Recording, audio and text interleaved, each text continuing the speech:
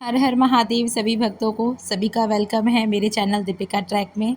आज की जानकारी है रुद्राभिषेक पर कि आप सावन महीने में रुद्राभिषेक का क्या महत्व है। तो मैं आप सबको बता दूं भक्तों कि कल था प्रदोष का दिन, तो कल थी मेरे घर पे रुद्राभिषेक की पूजा। सोचा आप सबको भी बताऊं कि इसका क्या कल्याण है, क्या इससे हमें लाभ है। तो ये रुद्राभिषेक सावन के महीने में अत्यंत ही फलदायी, अत्यंत ही चमत्कारी होती है।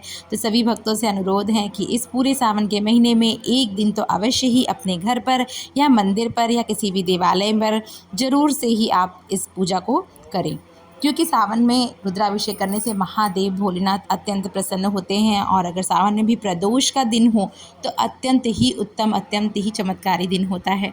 तो इस दिन भी आप अब रुद्राभिषेक कर सकते हैं। आप चाहें तो सावन में सोमवार के दिन भी कर सकते हैं। इस पूरा सावन भगवान भोलेनाथ के ही नाम होता है, लेकिन प्रदोष और सोमवार अत्यंत ही सुखद होता है। तो आप इस दिन अवश्य अपने घर में सावन की पूजा रखें। और मैं तो कहूँगी कि आप लोग सावन की पूजा अपने घर पर ही रखें, क्योंकि जब पंडित जी घर पर ही आकर के मंत्रोच्चारण करते हैं तो घर का कोना कोना पवित्र हो जाता है। घर की सारी दुख कष्ट संकट सारी बलाएं दूर हो जाती हैं। इसलिए घर पर ही अवश्य आप कीजिए और इस प्रकार से आप भगवान का रुद्राभिषेक कर सकते हैं। नाना प्रकार की चीज़ों से भगवान का स्नान होता है। वैसे तो 18 प्रकार से रुद्राभिषेक होता है, लेकिन 6 प्रकार का जो रुद्राभिषेक है अत्यंत ही लाभप्रद है, अत्यंत ही सुखकारी है। तो आप चाहें तो गंगा जल से भी रुद्राभिषेक करा सकते हैं, दूध से, शहद से, किसी भी चीज़ से, गन्ने की रस से, आम रस से, आप जिससे भी चाहें तो उससे आप करा सकते हैं। तो आप देख सकते हैं किस तरह से भगवान का सभी चीज़ों से स्नान कराया जा रहा है। यहाँ पर दूध, दही, घी, शहद, गंगा जल, गुलाब जल, आम रस, भांग, भस्म, रोरी, चंदन, अबीर, गुलाब जल, सभी चीज़ों से भगवान का विधिवत प्रेम से स्नान कराया जाता है, क्योंकि भगवान भोलेनाथ ने अपने गले में धारण कर रखा है विष को।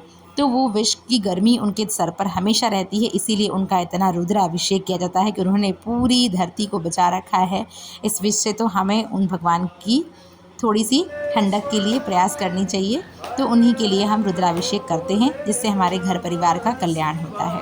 इसके बाद आप पूरी रुद्राभिषेक कंप्लीट होने पर, भगवान का स्नान होने के बाद विधिवत दान पुण्य करें। माता पार्वती, माता गौरी के लिए जितना भी श्रृंगार का सामग्री उपलब्ध हो सकें, सुहाग का पूरा सामान, उनकी चुंदरी साड़ी जरूर चढ़ाएं। इसके बाद भगवान भोलेनाथ का विधिवत श्रृंगार करें और उनको नाना प्रकार के पुष्पों से उनका श्रृंगार करें। बिलपत्र, भांग, धतूरा, मदार, सभी चीज़ों से आप देख सकते हैं कि कितना सुंदर दरबार सज चुका है महादेव का। यहाँ पर फल, फूल, पुष्प, वैसे आपके पास कुछ ना हो तो आप सिर्फ 1 लोटा गंगा जल और बेलपत्र से ही महादेव को प्रसन्न कर सकते हैं, लेकिन यथावत आपकी शक्ति हो तो इस प्रकार से विधिवत एक दिन भगवान के नाम अवश्य ही रखें अपने घर में।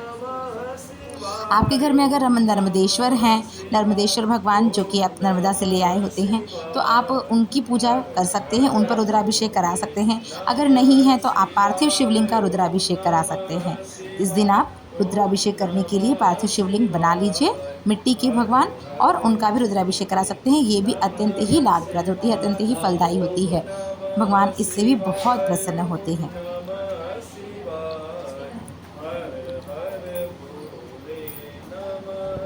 तो देख सकते हैं यहाँ पर पूजा भगवान जी की चल रही है, उनका श्रृंगार चल रहा है। और देख सकते हैं आप कितना प्यारा सा दरबार महादेव का सज चुका है। भगवान भोलेनाथ पूरी तरीके से ढक गए हैं। तो इस तरीके से आप बंधु बांधवों के समेत अपने घर परिवार के कल्याण हेतु सावन महीने में रुद्राभिषेक अवश्य ही रखें। बहुत ही चमत्कारी होती है ये पूजा, सभी कष्ट आपके भगवान हर लेते हैं।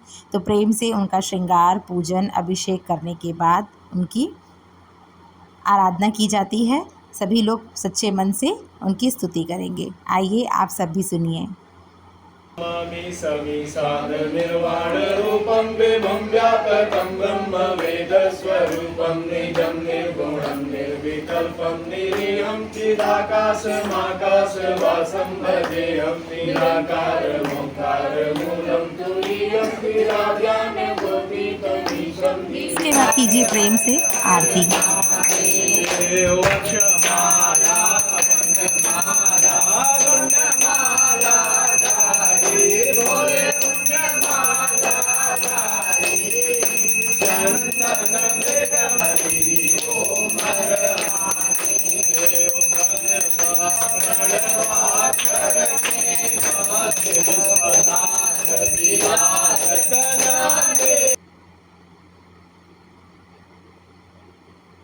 इस प्रकार ये पूजा पूरी तरीके से संपन्न हो गई है। पूजा के बाद आप एक ब्राह्मण जी को भोजन अवश्य कराएं, क्योंकि साल में एक बार ये। आशा करती हूँ आप सभी को ये व्लॉग पसंद आया होगा। ये जानकारी अत्यंत महत्वपूर्ण लगी होगी। अगर आप सबको ये अच्छी लगी है तो प्लीज़ मेरे चैनल को सब्सक्राइब कीजिएगा, इस वीडियो को ज़्यादा से ज़्यादा शेयर कीजिएगा और कमेंट में हर हर महादेव अवश्य ही लिखिएगा। सभी का कल्याण हो। हर हर महादेव।